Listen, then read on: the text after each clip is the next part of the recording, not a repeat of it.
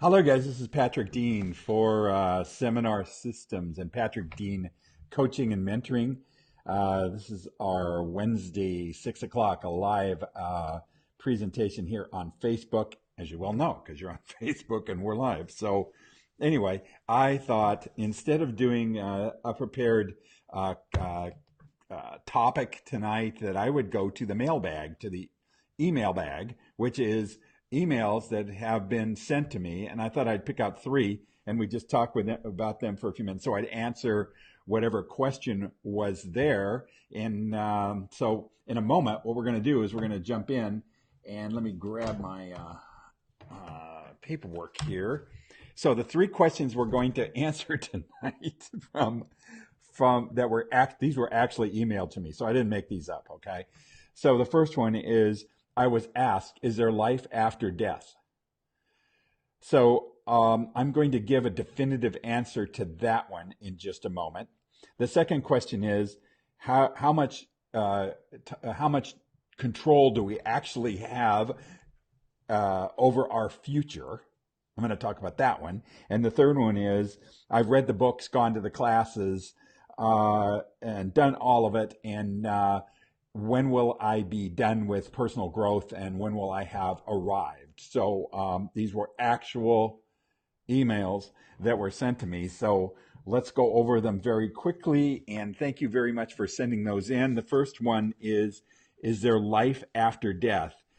Sent in by John, and of course it had to be John, right? So my answer to this one, well, first of all, John, if you're asking me whether there's life after death, I have no clue. This email got to the wrong person, because I don't know. Now, I've been told the story of all of it from different religious points of view and different spiritual points of view, and I know all about traditions around that, but I have no clue whether that's true.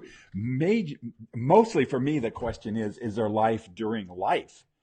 Now, as I've mentioned before in some of the past podcasts, we talked about the fact that there was a survey done in the United States whether people were happy or not, and how they rated themselves on a 0 to 10 scale of happiness. And people rated themselves a 6. So the overall for all the people that took the survey was they were at a 6, not unhappy and not really happy. So is there actual life going on here?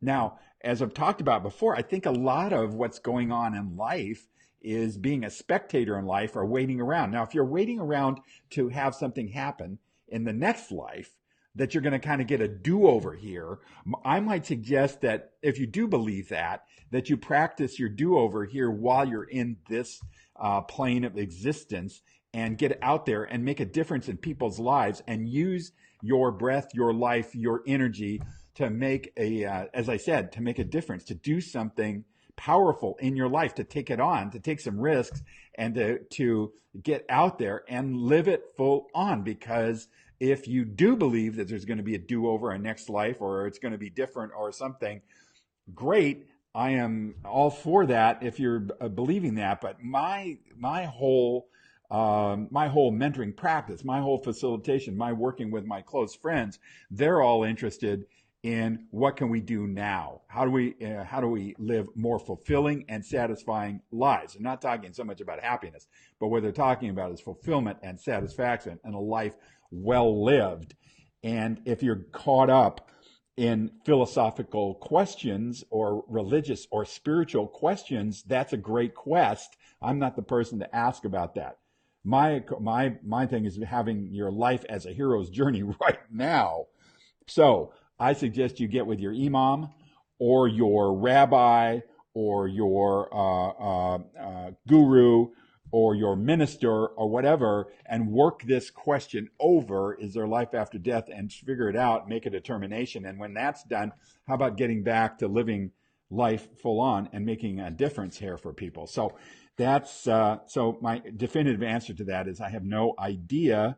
I know all the philosophy behind it from all the spiritual outlooks, and I am not going to set myself up as an expert in that or create an answer. And that, I know that's deeply dissatisfying from a lot of people who want an answer to that. But that's, that's part of life, is handling dissatisfaction. So, all right. So we're done with that one. Um, how much control do we have over our lives? That is an interesting question. And so the answer, the sort of the Tony Robbins answer, or the answer from all the uh, personal development gurus or personal development people, is that you have complete control over your life, and that you can create the life, absolutely the life that you want. And I think there's some truth to that. And in reality, now, you've been dealt a genetic hand. You've come into life in different circumstances, and you're born in this place or that place, or you have rich parents or poor parents or all that. That's all circumstances that have an effect on your life. Now, how much that has an effect on your life is, I think, will be determined by your level of commitment. I don't see it any other way. I mean, a lot of time, I think we could probably sit back and blame circumstances for what's going on in our life, but and do we have control over every single incident, event, and everything in our life? I'm not sure that's true, but certainly how we handle every single event in our life, our viewpoint of that and the way we handle it, there's some truth to that. And if you want to start practicing being more satisfied and fulfilled in your life, you want to take a look at how you react to the experiences of your life, and maybe evaluate that and use them for something. A way to look at it would be to use all these circumstances as a way of learning. So so here's some of the stuff that I have had happen for people that have been in my trainings, or been in trainings, personal development, relationship, team building, or transformational work that have happened for them. Um, I had, let's see, I'm not going to read this whole list, but a gentleman who was assistant minister in a church, and he just felt like the church was drifting away from what he really believed was the truth. And after he had taken these trainings, and after he had looked at his life and how much control over it, he decided to start his own church, and that is what he did. And he became successful at that because he had a philosophy that he truly believed in, that he truly wanted to commit. But it was that risk of leaving something and leaving that tribe that he was in and going over and starting something for himself. And what this training and coaching did was gave him some, or didn't give it, it brought out courage within him for him to be able to do that. We had a woman that took this work and took it into the school district in Canada and made a huge difference for the teachers and for the students, and looking at teaching in a completely different way. Now, this is an ordinary person, awesome woman, but she decided that she just didn't want to sit back and watch the whole school thing go around and around and around and around without changing results for the positive. So she really stepped into it, created some controversy, was able to handle that because she brought some people into her life that supported her through her enthusiasm and her commitment. Had a woman who got married after her lifelong desire was to have a family and to get married, and she was wrestling with her relationships, and she broke out in that and really created an awesome relationship as a result of just plain taking herself on. I had a woman that wanted to increase the wealth in her life and the freedom that comes, or the liberty that comes from having more money. So she started her own real estate business. And after some tough times and a tough start, she finally found the right people to be around her. And she went on to become incredibly financially successful. I had a woman that designed her own workshops and training, another couple who improved their marriage, a guy that came to me that he had a tremendous business reversal and kind of lost confidence in himself. And now he started up a new business, and he's stepping into something completely new, and it's starting to roll and become successful. I have my friend Mayor Dave that I did some political work with, and just kind of as an advisor, and he went on to win his fourth term as mayor. Yay. So that was my first working with leadership in politics he really made a difference in the city here that's near me, and we had a great time doing that. I met some incredible people and some incredible obstacles, but it was through this personal development work, it's through transformation that he did that. And anyway, so I have a long list of this, and I don't want to go on with it, but I distilled it down to what I thought was how much control do we have over our lives, and what are some of the ways that we can get more control over our lives. So here's just a few of them. I think all these people that I mentioned, first of all, they started to wrestle with their purpose. They really got into a deep discussion about what their purpose, why you're here. And so I just want to tell you that's a hard question. Many people would rather watch TV or surf through Facebook than ask the question, what is my purpose here and where can I use my talents? Because that's not an easy question. That's really wrestling with stuff. Next, a lot of people that are successful discovered how to communicate with purpose and certainty. I can't tell you how important this one is. Do you want more control in your life? Take a look at what you're certain about and communicate it with certainty, and communicate with people to find out what's important to them, not what's important to you, but to communicate to people that find out what's important to people, and to be able to serve them in a way that's important to them. These people that I just mentioned, one of the greatest reasons they were successful is because they listened to other people. They were able to develop that kind of conversation.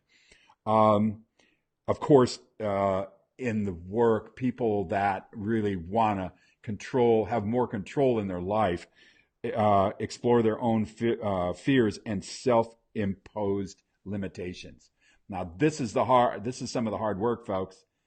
This is about taking a look at where you haven't forgiven people, where you haven't stepped into the life that you know you could. This is the part where you're carrying rocks from your backpack, incidents and stuff that happened from you. And you want to find a place where you can work through that and really come out the other side. I know it's emotional. I know it's hard. I know we're committed to being right about all of our past, but there is a way to work through it. And that is in transformational work. The only way that I'm really aware of now is to take it on, either through a therapist or through a great training or with a coach and mentor.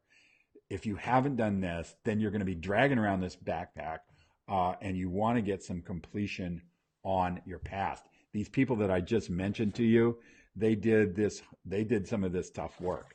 And another thing is to develop some optimism in your life for the future. People want to feel that optimism. If you're a cynical person, or you really don't know what you're, or you're kind of finding out or looking for the worst, or you're looking for stuff that's not working, or you're in that mode, that's okay to find out what's not working. But I think people also want to experience optimism. You do within yourself. And so you want to watch your self-talk, this voiceover that we have going on all the time. Take a look at, can I bring a little more optimism to this? Can I bring a little more forward momentum to this? Do I have to be stuck in what's not working all the time? It's that whole thing we've talked about many times about if you do 30 great things in a day and one screw up. I mean, what is it we look in the mirror and think about at night? What we could have done different, our regrets, or all that kind of stuff. I guess that's being a human being. There's no problem with it, other than it kind of is a downer if you hang out in it for a while. These people that had these breakthroughs on the schooling and the church and the developing real estate business, all that, they did the work, and they saw and brought to optimism. That's what attracted people in their life. And finally, and this is the last one, are you in control of your life? You're in control of your life if you have other people supporting you. That is, that if you have gone out of your way to find out and be certain about your purpose, and find out who around you needs assistance and help, or how you can serve people, you're more in control of your life, because people will come to your aid and your help. But okay, so finally, the last question here was, Uh, I've taken all the classes. Now, this comes from my amazing friend, Scott Pullen, who is a master trainer himself. And so I want to thank him for this question. We had this, this was emailed to me and to him in all kinds of different versions. So it goes like this. The question, the one that I was emailed goes, I've taken all the classes, read all the books, gone to all the retreats, joined spiritual movements, became a vegan, practiced ketosis, marriage encounter, talked with ministers and gurus. And now my question to you, Mr. Dean, is when will I be done with all that and reach that place where I bring perfect peace, fulfillment, and satisfaction into my life? And my answer to that is probably never. If you meet somebody that has done that, I'd give them a wide berth as well if they think they've arrived. So there is no arrival in this game. This game gets played over and over and over, and you're only going to challenge yourself. So when you reach a place that you feel completely satisfied, and some of you looking at this feel this right now, you feel a peace in your life, you feel satisfaction in your life, it's because you did some of this other hard work earlier. And so for the next round, it's called taking a risk. Taking a risk. So if you are willing to go out and do the next round of it, you know that personal development and transformation is going to be the challenge of a lifetime, of a lifetime. And here's what I tell you: thank God for that. I can't think of anything more boring than to have arrived and think you have arrived. And so I can be totally wrong about this, but the people that I know that are the most excited about their life are always having some edge in their life. So those of you that are on the edge financially, or on the edge in your relationships, or on the edge in your health, or whatever, that's a place to be that is going to sharpen your sword. So you want to step into it. You want to run toward the battle instead of away from it. That absolutely will serve you in your life. And take those moments of peace and those moments of connection and those moments that are you really feel that you're whole and complete, and enjoy and live and have a great, just be in those moments, and then play the game and go out and play again. Some of the greatest moments I've ever experienced in my life is when I've gotten done with a very difficult training, or gotten done with something that was really difficult or hard to do. And I sat back, had a beer, put my feet up, and I felt the satisfaction of breaking through on something difficult. So that, I think, is one of my answers to am I ever done? And thank God we're not all done. You guys are awesome. That's the end of this one for the 3 questions. If you have any questions for me, you can email me at patrick@seminarsystems.com. Now, on my screen here, I have something called My Time Trade. It's a URL. All you got to do is copy that URL, mytimetrade.com book, and then there's a number, L2DBG. I expect you to memorize that. And send me, and look at my calendar, and set up a time for a half an hour or 45-minute talk with me. There's no obligation.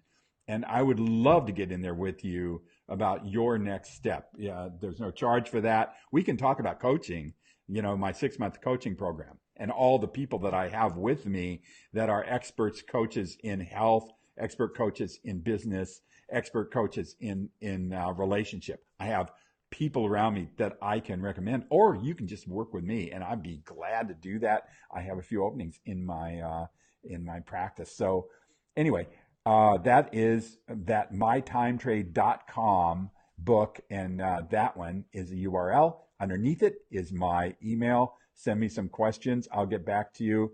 And this is Patrick Dean, mentor and coach, and also facilitator. I'll see you in a training, or I'll meet you in a phone call, a 30-minute or 45-minute phone call. Look forward to it. And live the life you were born to live, and make the difference you were born to make. And by the way, keep laughing, especially at yourself. All right, I'll see you next Wednesday for our next Facebook Live.